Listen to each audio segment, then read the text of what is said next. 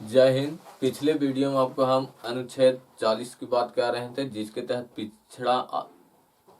पिछड़ा वर्ग की बात हो रहा था। पिछड़ा वर्ग के पहला जो आयोग की गठित किया गया था 29 जनवरी सन 1953 को, जो काका केलकर समिति के पर आधारित था। उसके बाद मंडल आयोग की गठित किया, यह मोरारजी देसाई के सरकार में सन 1979 ईस्वी में। और जब यह अपना रिपोर्ट मंडल आयोग ने अपना रिपोर्ट दिया, उस समय विश्वनाथ प्रताप सिंह प्रधानमंत्री थे, जिसके तहत मंडल आयोग 27% आरक्षण की बात करते थे। 1990 में यह अपना रिपोर्ट दिए थे। जब सुप्रीम कोर्ट ने यह रिपोर्ट पढ़ा तो 1992 ईस्वी में यह डिसीजन लिया कि हम इन्हें 27% का छूट देंगे, लेकिन इसके तहत शर्त रख दिया क्रीमी लेयर और non creamy layer. Creamy layer में उसे रखा गया जिनका सालाना इनकम 8 लाख से ऊपर है, उन्हें मंडल आयोग की तरफ से छूट नहीं दिया जाएगा। और नन क्रीमी लेयर में उन्हें रखा गया जिनका सालाना इनकम 8 लाख से परिवार का कम है, उन्हें नन क्रीमी रखा गया, उन्हें 27% छूट आरक्षित दिया जाएगा।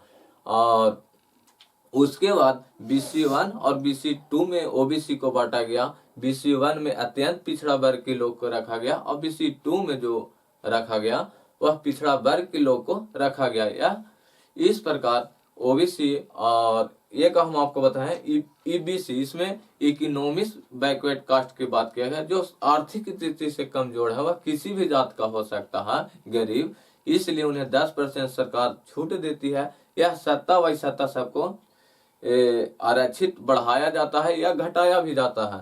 अब हम बात करते हैं 341 की,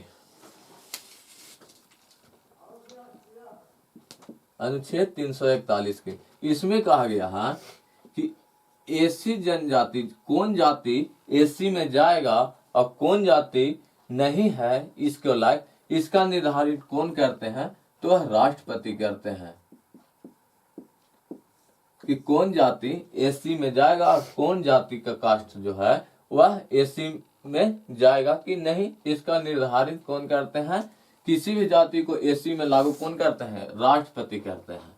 और 342 में कहा गया है कि एसटी जो अनुसूचित जनजाति है, इन्हें भी डिसीजन कौन लेंगे? तो यह राष्ट्रपति ही इन्हें एसटी जाति में लागू करते हैं। इसका निर्धारित कौन करते हैं? तो राष्ट्रपति ही इसे निर्धारित करते हैं। लेकिन 331 और 342 जो अनुच्छेद है, यह तो राष्ट्रपति जोड़ने के लिए जोड़ देते हैं इन्हें कि एससी जाति में हो गए या एसटी जाति में हो गए, लेकिन इन दोनों जाति वर्गों को बाहर निकालने का काम भारत की जो संसद है, संसद में इन्हें जातियों को बाहर निकाल दे सकते हैं। क्या किनको शक्ति प्राप्त है? यह भारत की जो संसद है उन्हें यह शक्ति प्राप्त है कि इन्हें अब एसटी से जाति से निकाल दिया जाए और एससी जाति के समुदाय से निकाल दिया जाए। यह संसद को यह प्रावधान दिया गया है। अब हम बात करते हैं सबसे पुरानी जनजाति कौन होता है। सबसे पुरानी जनजाति अभी तक जो है वह कौन है? तो वह यरमा जनजाति, जो अंडमान में रहते हैं। यरमा जनजाति यह सबसे पुराना आदिवासी लोग है। जो यरमा सबसे पुरानी कौन है जनजाति?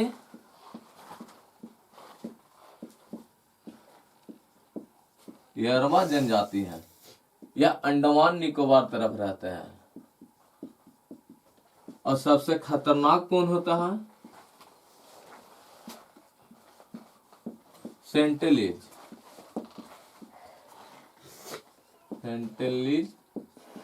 जनजाति होता है। यह सबसे खतरनाक, ये भी अंडमान तरफ ही रहते हैं। सबसे खतरनाक सेंटिलीज जनजाति जो यह अंडमान निको तरफ रहते हैं। और सबसे बड़ी जनजाति, जो सबसे बड़ा जो जनजाति है, यह गोंड जनजाति है। गोंड यह कहाँ रहते हैं? आंध्र प्रदेश, मध्य प्रदेश, यही 4-5 राज्य में पाए जाते हैं। उसके बाद जो दीपावली के शौक के रूप में मनाते हैं, दीपावली के जो शौक के रूप में मनाते हैं, वह थारू जनजाति होते हैं। थारू जनजाति होते हैं। यह दीपावली को शोक के रूप में मनाते हैं। यह उत्तराखंड और जम्मू कश्मीर तरफ पाए जाते हैं। उत्तराखंड और जम्मू कश्मीर तरफ यह पाए जाते हैं। हिमाचल प्रदेश उधर के ही क्षेत्र में यह पाए जाते हैं।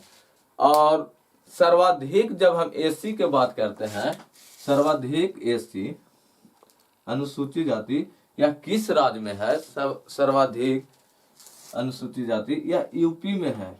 और एसटी सबसे ज्यादा कहाँ है?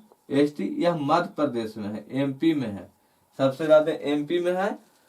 और यह एसटी जाति और सबसे एससी जाति यूपी में है।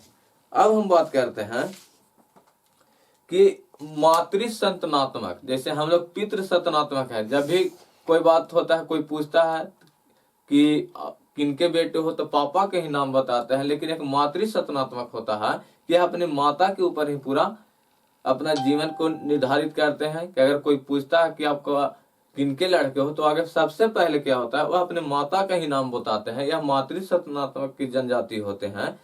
और यह खासी होते हैं, खासी इनका नाम है, खासी ही जनजाति होते हैं। और इस प्रकार यह जनजातियों का एड्रेस था कि सबसे पुरानी यरमा जनजाति होता है और सबसे खतरनाक सेंटली जनजाति होता है। सबसे बड़ी जो जनजाति है वह गोंड जनजाति है। दीपावली को शोक के रूप में मनाते हैं, वह थारू जनजाति है। और सबसे ज्यादा एससी किस राज्य में है? तो यूपी में है। और एसटी किस राज्य में है? तो यह मध्य प्रदेश में है। अब हम बात करते हैं, कुछ समाज सुधारक की बात करते हैं।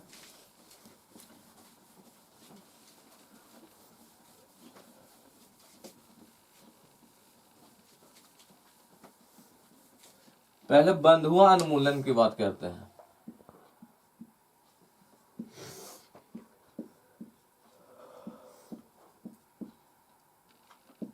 बंधुआ उन्मूलन कब हुआ? सन 1976 ईस्वी में। बंधुआ उन्मूलन का मतलब होता है कि पहले आप सुनते होंगे, कोई व्यक्ति को पैसा पर उसे खरीद कर या कुछ कर्जा दे देते थे, जिस कारण से क्या होता था कि उन्हें वहीं पे मजदूरी करना पड़ता था। और जब तक उनका बकाया शुल्क नहीं होता तो एक बंधक के रूप में 5 साल, अभी भी यह अब जो सऊदी अरब ये सब जाते हैं, उनका वीजा पासपोर्ट जो बनता है वह 5 साल 3 साल के लिए बन जाता है। यह तो बंधुआ के रूप में वह तो आ सकते हैं, लेकिन उसमें कोई भी स्थिति में, पहले यह भारत में था, वह बंधुआ मजदूरी करते थे। उनको घर कुछ भी स्थिति हो जाएगा, उनको काम करना ही पड़ेगा। इसलिए बंधुआ मजदूरी, इसका अनुमोदन सन 1976 में किया गया। कहा गया कि अब कोई भी बंधुआ मजदूर नहीं है, आपको कोई भी आप किसी को पैसा दिए हैं, आप उनको पर बंधक नहीं है, आप उनको पैसा देकर छुटकारा पाइए। नहीं आपको करने का मन है, उनके पर अगर कोई बरियारी आपको कहता है कि आपको यह काम करना ही पड़ेगा, इसलिए बंधुआ मजदूरी का सिस्टम हटा दिया गया। पहले बिना पेमेंट दिए हुए उनको बाप काम करते, कर्जा लेते थे, उनको बेटा से बरियारी काम करवाना पड़ता था। ये सब जो सिस्टम था यह भारत में बहुत ही था, देखने को मिलता था, जिस कारण यह बंधुआ उन्मूलन लाया गया कि अब 1976 के बाद कोई भी ऐसा नहीं अब दिखने को मिलता है। बंधुआ उन्मूलन को अब समाप्त कर दिया गया है। यह 1976 में समाप्त किया। एक हुआ था बाल श्रम उन्मूलन।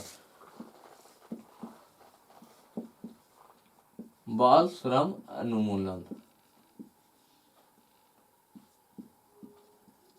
बाल श्रम उन्मूलन कब हुआ था? सन 1986 ईस्वी में। इसमें कहा गया कोई भी अगर बच्चा से बरियारी आप काम करवाते हैं, यदि कोई जो 14 वर्ष के कम आयु के बच्चा है उससे आप नौकरी करवाते हैं, चाहे यह बंधुआ मजदूरी की जगह पर इन्हें काम करवाते हैं, इनको बच्चे से काम करवाते हैं। पहले अभी भी देखते हैं कई बच्चे जो होटल में भी काम करते हैं, जो अब परिवार चलाने के लिए काम करते हैं, लेकिन उनको पढ़ाई के लिए अब लेवल कराया जाता है। अगर उस कारखाना में भी 14 वर्ष की कम आयु तक अगर कोई काम करवाता है तो वह कारखाना भी बंद हो जाती है, उस पर कार्रवाई किया जाता है। इसलिए बंधुआ उन्मूलन सन 1986 में लाया गया। अब हम बात करते हैं अल्पसंख्यक आयोग। अल्पसंख्यक आयोग से पहले हम अल्पसंख्यक कहते हैं किसे, इसको जानते हैं। अल्पसंख्यक का जो निर्धारण होता है यह धर्म और भाषा पर आधारित होता है। जैसे जो धर्म मानने वाला कम व्यक्ति है, जैसे कोई राज्य में अगर कोई सनातन धर्म का ज्यादा है तो वह बहुसंख्यक हो गया, लेकिन इस्लामिक धर्म कम है तो वह अल्पसंख्यक में आ जाता है। यदि किसी जगह पर बौद्ध धर्म का अधिक है और वहां पर ईसाई धर्म कम है तो वह अल्पसंख्यक के रूप में आ जाता है। इसलिए धर्म पर यह अल्पसंख्यक मान्यता दिया जाता है, नहीं तो भाषा के आधार पर। जैसे कहीं पे आप जगह पर जाइएगा तो संस्कृत बोलने का प्रावधान है, वहां पर संस्कृत बहुत लोग बोलते हैं तो वह बहुसंख्यक में आ जाते हैं। लेकिन उसी जगह पर कुछ लोग बहुत कम हिंदी बोलते हैं तो वह अल्पसंख्यक पर में आ जाते हैं। इसी प्रकार यह अल्पसंख्यक का निर्धारण कब किया जाता है? यह धर्म या भाषा पर किया जाता है। इसमें अल्पसंख्यक आयोग कब बनाया गया था?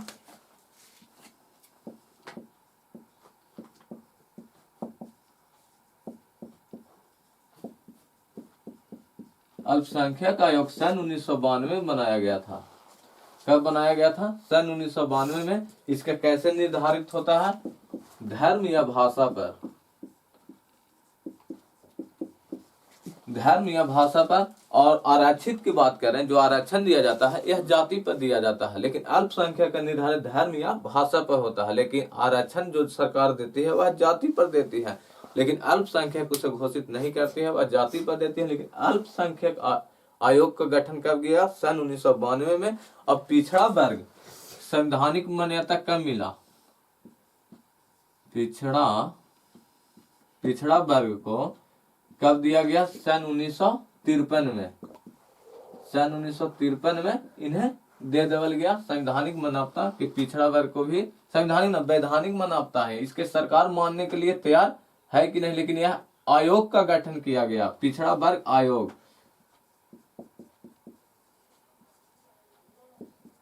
पिछड़ा वर्ग आयोग का गठित किया गया था। एक होता है निःशक्त, जैसे ये विकलांग लोग की बात करता है।